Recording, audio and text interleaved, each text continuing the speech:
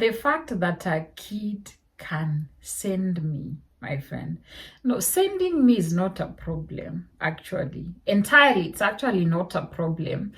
But a kid asking me to pick something that is on the, like literally the kid is seated. It's not like they're doing anything. Maybe I'm folding clothes or I'm doing something.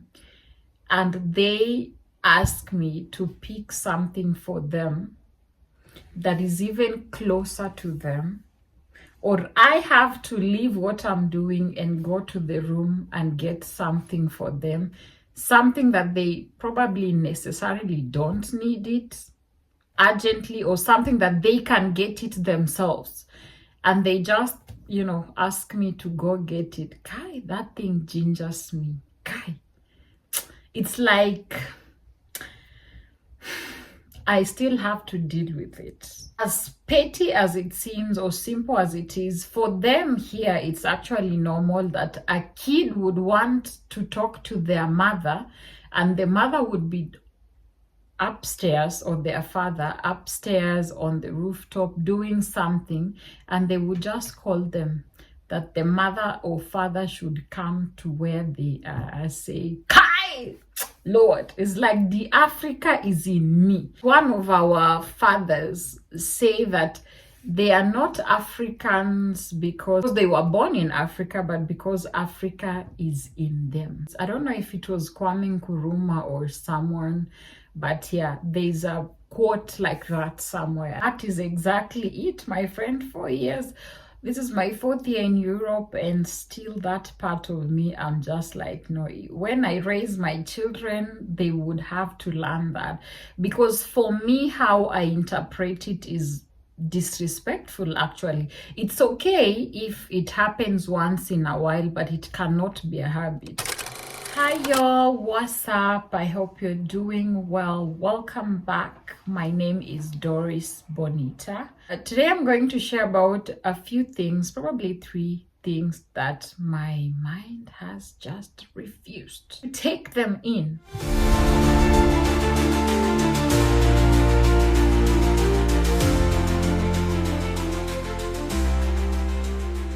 Four years in Germany. This is my 4th year in Germany. And these few things are still hitting me. It's more like still a culture shock, still after 4 years. And these things, they look very regular, very easy, but trust me, they have been very difficult to me. Number 1 is the calling of people I respect, or older people, by their name. Well, my sisters, that's a different case. So the thing is this, let me take you through how my culture as a Kenyan looks like, or basically as a Kenyan, because I can't speak for all Africans, but most of the time our cultures relate. For us, something like Sir, Mr., Mrs., and Madam is a sign of respect, and it is used for someone who is in authority, or like something like Mama So or the Baba So. If you're not calling someone Mrs., Miss, Mr., you are calling them either Auntie so and so, Uncle so and so, or you're calling them Mama so and so or Baba so and so. So it's more like you're adding a title to it. So it's quite difficult. It has been quite difficult for me to be calling people just by their names, especially elderly people. And it's more like a sign of respect and courtesy, basically. One of the difficulty areas that I have to call people by their first names, or just by their names without adding any title, is in university, in my host family's house. Actually, interestingly, I call my host dad with his name very well without any trouble, but I cannot call my host. I recently just started calling her like very well by her name, but still it's not clicking. So I decided for it to be less awkward, I shortened her name. I gave her a nickname, so I called her by the first initial of her name. So it's easier for me to call her with the initial than to call her with her full name. That's just something that is not, it hasn't entered me. I try. In university, it's even worse. It is worse because I can't. I would rather wait for the teacher to look at me and ask a question than call them by their name, because here it is very normal. In fact, it's weird for most of them to call them Mr. So-and-so or Professor so-and-so. We only have this professor from Australia. That's the one that allows us to use the title doctor. So that's fresh air for me. I like that. But now the ones that I just have to use their first name, it is difficult for me. I'm almost finishing school. I have not done that.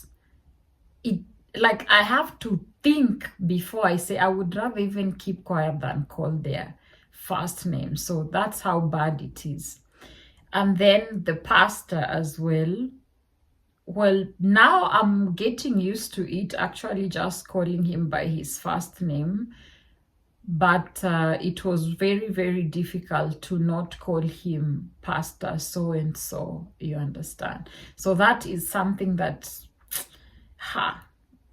after all these years, my mind is still not taking it. Number 2 would be the fact that a kid can send me, my friend.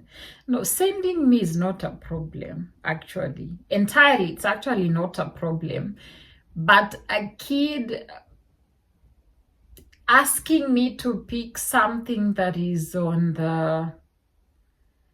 Like literally, the kid is seated. It's not like they're doing anything. Maybe I'm folding clothes or I'm doing something. And they ask me to pick something for them that is even closer to them, or I have to leave what I'm doing and go to the room and get something for them, something that they probably necessarily don't need it urgently, or something that they can get it themselves, and they just, ask me to go get it. Kai, that thing gingers me. Kai, it's like I still have to deal with it. I'm prayerfully doing it because, well, they're not my kids. So there are some things I can't be very strict with them. Sometimes I tell them to go get it themselves, but sometimes I just do it. And that, my friend, it's almost like I feel like they're crushing. It's like they're taking my ego and doing it like this, So sometimes I just have to do it. Or there was an incident that happened, for instance, my host sister, we were coming from the playground and she had a kepi on, which she could just wear it to make it simple because she was on the roller, like a scooter, not really riding the bike. And to make it easier, of course, she could have just worn it. And she was insisting that I should take it and carry it. And of course, I had other things. And I don't know what was going on. I feel like it was also just something that the Lord was telling me, that my flesh is getting in my way so much. Because being here has also taught me to, don't take things too serious. Like, they're just some things, just let them slide, just, be tolerant, be patient.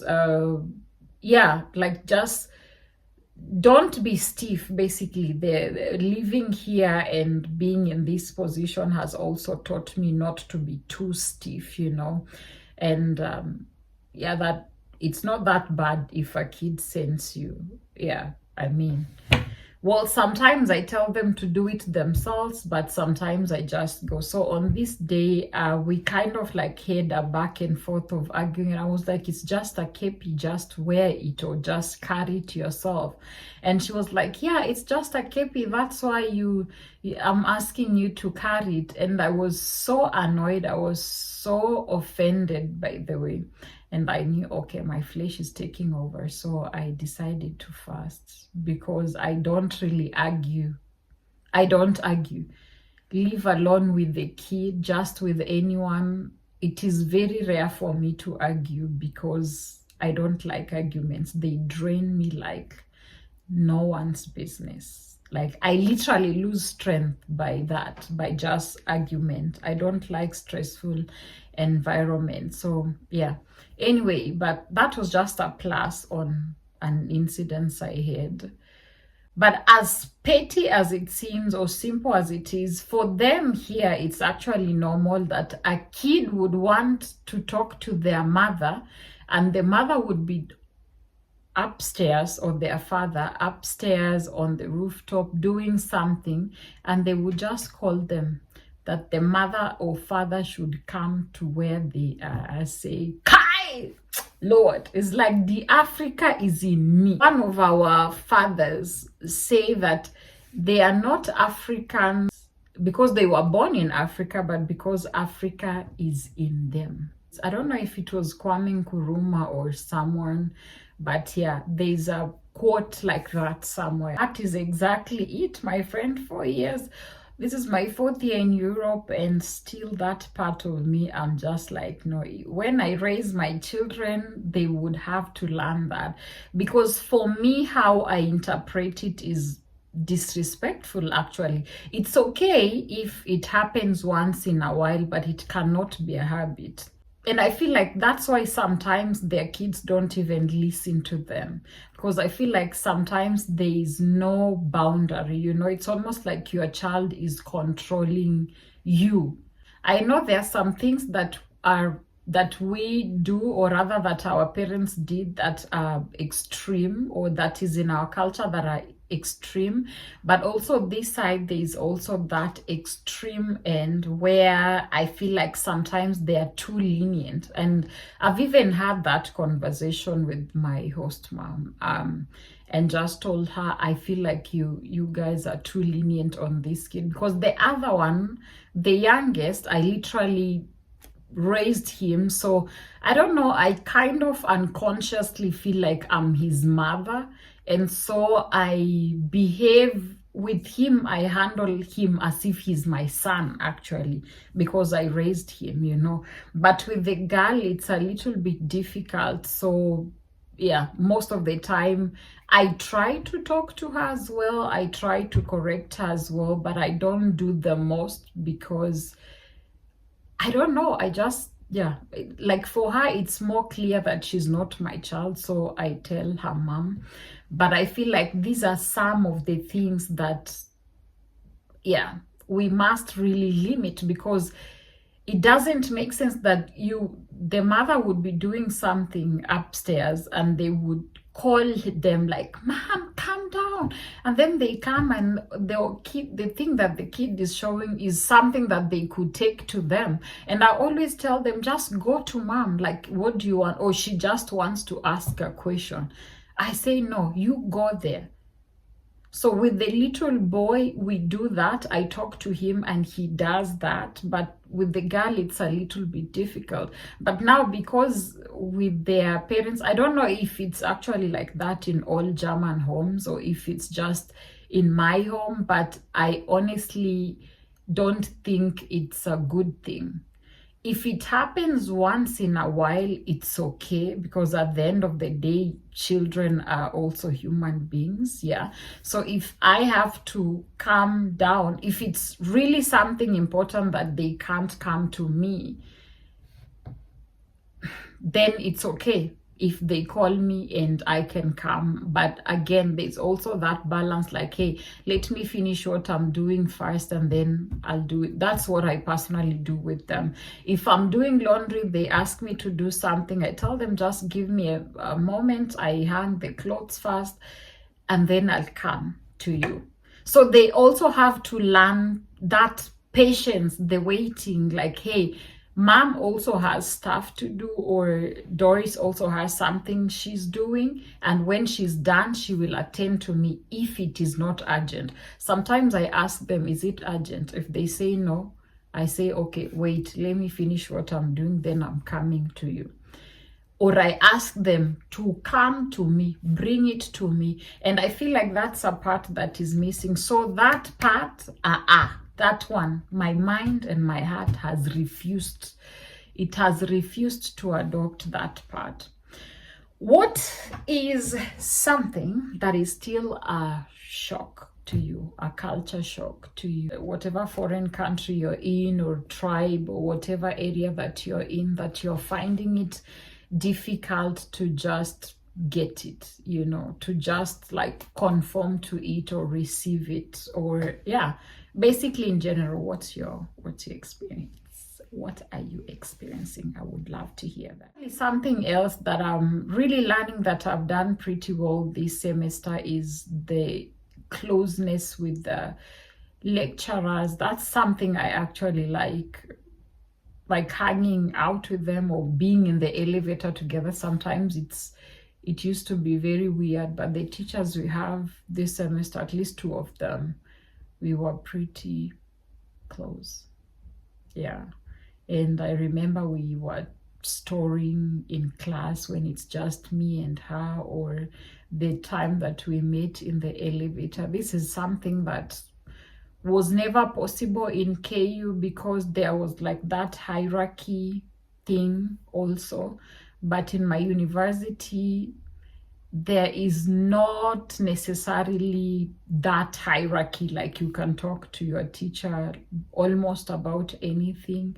And as a person who likes or feels more productive when I have a relationship with someone, for me it is very important, and it makes me comfortable, and I learn a lot when I have established that relationship with a person. Yes, that's my kind of leadership, basically, because I feel seen, I feel understood, and sometimes that's also a motivation for me. Yeah, if I have a good relationship with my teacher, I am more likely to do my assignments. I know that's not that's probably not something that is I don't know how I can put it, but that's just how my mind functions, by the way. If I feel disconnected with the teacher, I'm less likely to concentrate or take those things seriously. Maybe just because, of course, at the end of the day, I have to do everything for the glory of God, and I'm also there to learn, but it becomes strenuous for me to kind of like concentrate or whatever. But if I have a good relationship with the teacher, it's almost like, okay, I have to do my best because this teacher believes in me. They expect the best out of me, or something like that. Like, I don't want to let them down by virtue of the good relationship that we have, good connection that we have. So yeah, for me, that's it. What is your kind? What is that thing? I wish you a wonderful day, and see you next week. Bye.